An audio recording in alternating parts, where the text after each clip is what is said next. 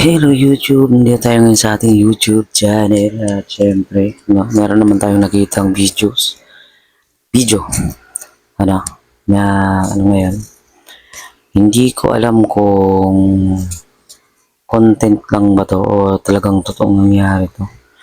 Nag-away sila dahil sa parking ng isang truck. Nag-parking yung isa sa harapan, malapit sa harapan ng bahay nila. Tingnan natin to.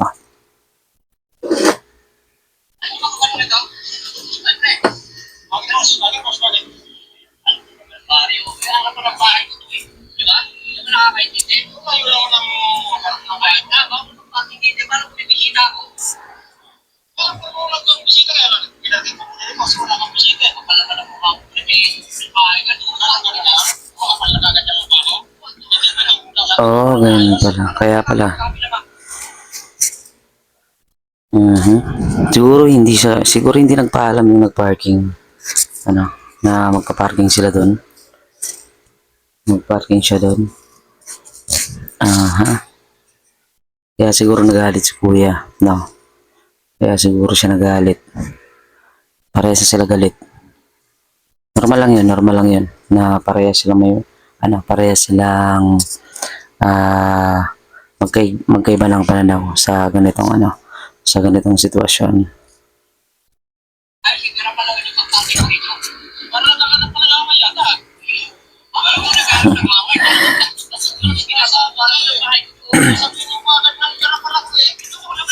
Yeah. So yun, no. Parehas na kasi silang parehas naman silang mainit na. Mainit ng parehong kapwa. Mainit na sila parehas. Okay, okay.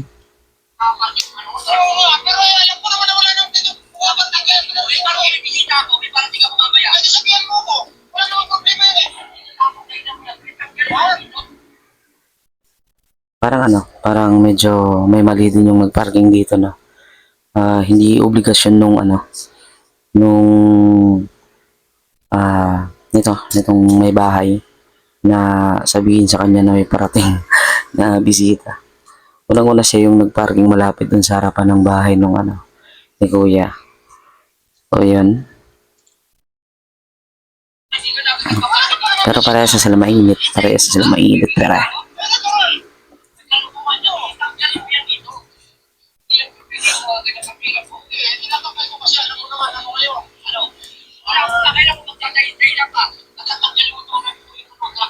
hindi na rin siya, no. Si kuya, yung may bahay naman, parang wala na siyang pakialam sa sinasabi kaning sarong nitong itong kausap niya, yung kaulay niya.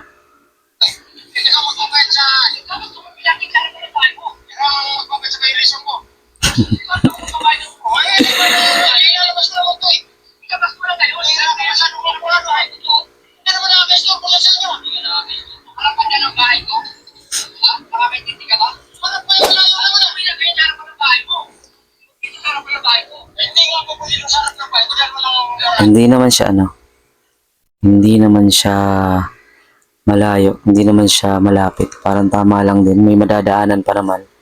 Kaso nga lang parang natakpan na mismo yung harapan ng bahay ata nito ni kuya.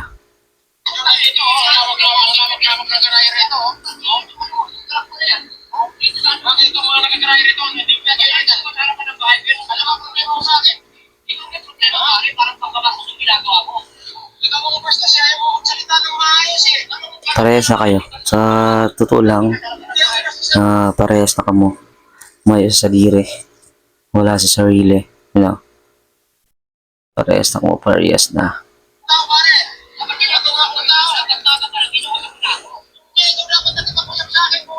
Oh.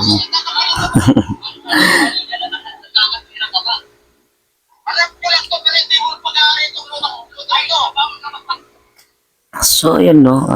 Okay. Harapan niya pero hindi niya daw pagmamayari yung yung lupa, no.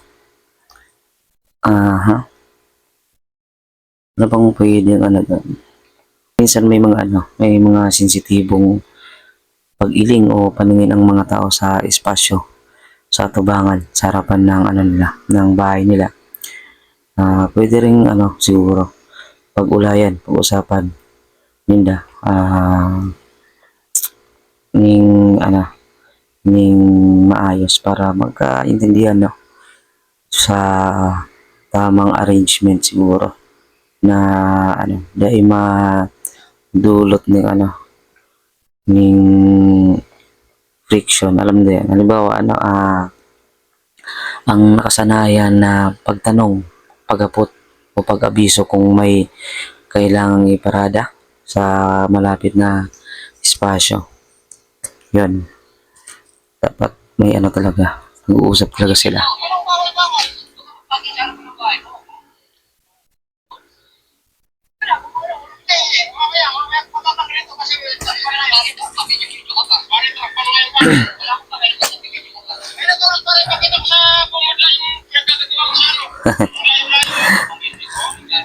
So, yun. Mhm.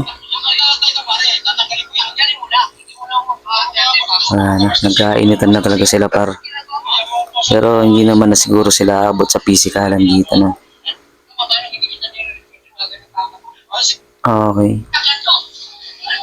Okay. Mhm. Sa okay na sitwasyon, no? Sa ganyan na sitwasyon, normal lang na yan. Magkaiba ang pananaw nindang duwa.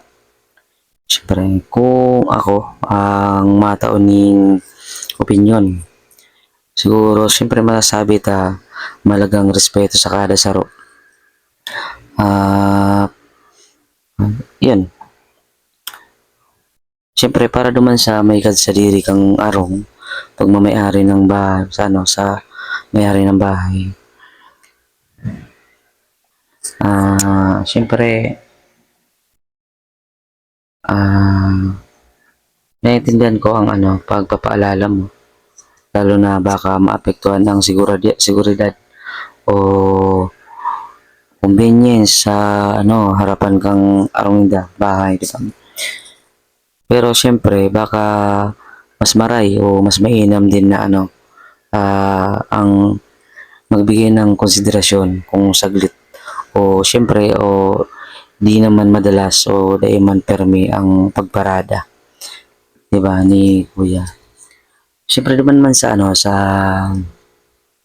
nagpart, kung wala kang intensyon o wala ka man intensyon na makaabala, siyempre dapat maayos kang makipag-ulay, di ba, sa may dun sa may-ari ng harong, may kadsadiri kang harong, may-ari ng bahay.